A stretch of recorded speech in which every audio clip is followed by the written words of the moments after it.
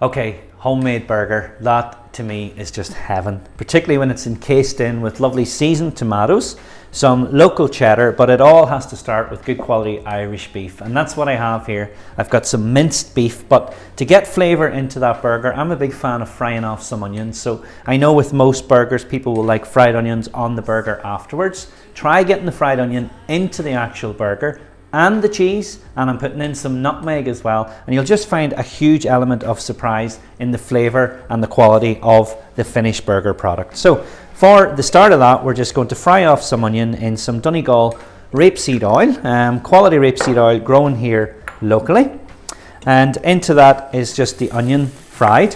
So we're really going to, remember you can eat onion raw, so all we're actually doing there is just we're bringing out the flavour of the onion. And I'm going to season that with a bit of grounded white pepper. I've become a big fan of grounded white pepper over black in the last while. And then to that I'm going to add some fresh nutmeg. For me, it's a whole nutmeg. And I got my hands on this years ago. It's just a preferred little grater that I have to freshly grind that. You don't need too much either. There we go. Now I can smell that immediately because nutmeg with beef and in onions is an amazing, amazing flavour. Now always remember, you can always add, but you can't take away when it comes to spice. And just a pinch of sea salt into that. And we're just going to allow that just to fry. And when you're frying onions, you most definitely need a little bit of butter in there. So good quality Irish butter, back in fashion, which is amazing. We're back using what we were reared on, which is quality Irish butter with the oil, and the oil will stop the butter burning, and you'll see immediately you're getting a lovely caramelized flavour, and the smell, trust me, of the onions cooking there is fantastic. So we'll let that fry away lightly. Now remember, the burgers are also going to be cooked, so there still will be further cooking of the onion. So all this is doing is releasing the caramelization in the onions, which is going to go straight into the beef. So I'm happy enough with that, and I'm going to put it into the minced beef. Personally, I prefer somewhere between maybe about 5 to 10% fat within the minced beef as well, and that's exactly what we have in there. So you speak to your local butcher and just make sure you get the right combination. Just break the onion in through there, and now to that we're going to add an egg, and I'm very lucky. I work with Margaret's free range Irish eggs, which are absolutely fantastic eggs. They're just great flavour and they enrich in anything. So the egg is going in here because it's going to help hold the actual burger together. And then also to that is the grated cheese. So don't be put off by getting the grated cheese in at this stage, because that is going to melt as the burger cooks, and trust me, it'll deliver the most sensational bacon, onion and cheese burger.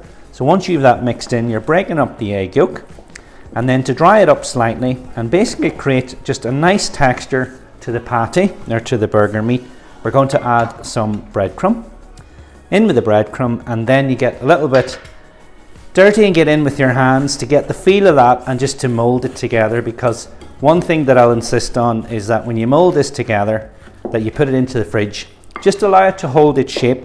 Now this will make 4 really decent size, almost quarter pounder style of a burger. So remember, this is raw meat, so once you get in with your hand just to form that together, you'll notice that it will all come together perfectly.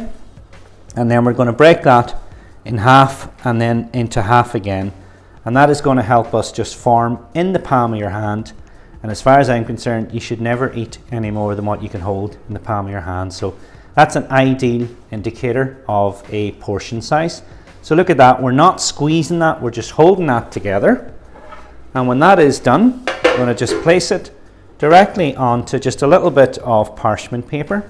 So I'll quickly do the 4 of those again, palm of the hand, just batten it out, keep the shape slightly round on that. And I'm going to put those into the fridge for about 4 minutes just to allow those to harden up. Done.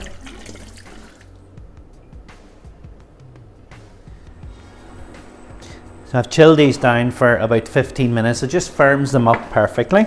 So to fry them, some rapeseed oil, so dry heat your pan and just add in a drizzle of the rapeseed oil, and then to that just directly add in one at a time, and with a pan, I think like a clock, you add the first one 12 o'clock, in the second one at about 1/4 and so on, right around, because it just tells you that that's when you need to start turning then at each of the stages first for consistency. So we're going to allow that, there we go, just to fry for a few minutes on each side. Perfect.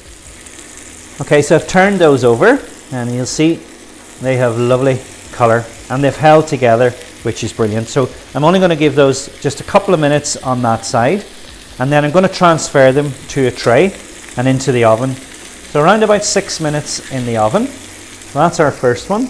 Now look at that, lovely and puffed up, and that's guaranteed to be so succulent.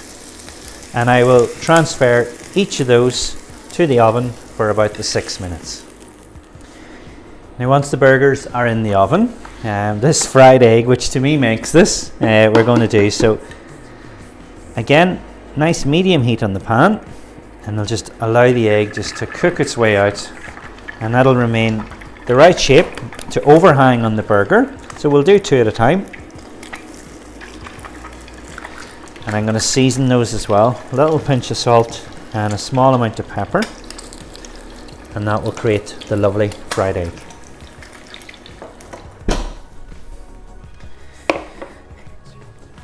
Okay, so they have definitely cooked perfect, and they're lovely and spongy and light, which is what I want. So now we're putting some relish on there. This is my ploughman's sort of style of a pickle. I prefer that, but you go with your own preferred relish. And then we're going to put on our beautifully succulent cooked big beef burgers. Now don't they look gorgeous? They're lovely and soft as well, and you can smell the nutmeg. And I want a bit of lettuce on there. Okay. And then the tomatoes, so what I've done is I've seasoned these just with a pinch of salt, draws the moisture out of them. And for me, it needs a couple of gherkins, okay? That's optional, it's up to you. We'll go with different lettuce on this one. And again, another tomato. Some gherkins on the top of that. And to me, this is where this takes off in a masterpiece of an egg that is fried and directly onto the top, and the egg becomes the dipping sauce of a burger like this. Look at that, it's just going to sit there. And there is our second one.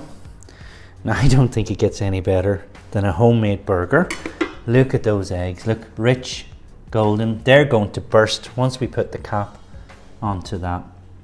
And that is our very, very delicious homemade burger with a rich, runny, free-range Margaret's eggs, and I just cannot wait to get tucked into that.